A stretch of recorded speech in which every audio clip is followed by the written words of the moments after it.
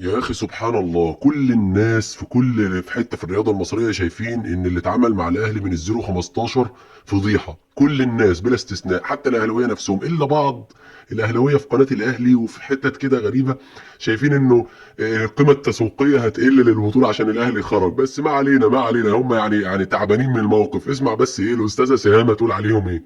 اوعى التأهل لدور ال16 ينسيك الفضيحة اللي حصلت من شوية في كاس مصر. الأهلي من 17 سنة ما حصلتش في تاريخك يا أهلي، بقالك كتير ما ودعتش بطولة بدري بدري في كاس مصر من دور ال32. فالحقيقة دي فضيحة فعلا، يعني فضيحة ونتيجة غير متوقعة واستهتار و...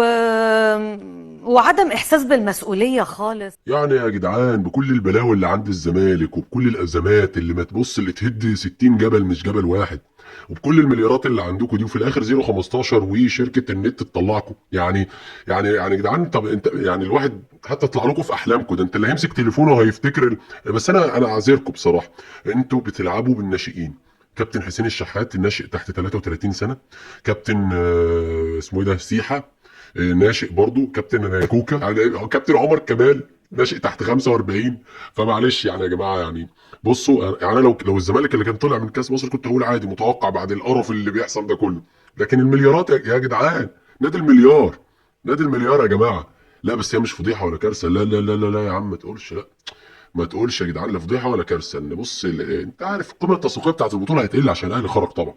يلا تعيش تاخدوا غيرها ان شاء الله. السلام عليكم.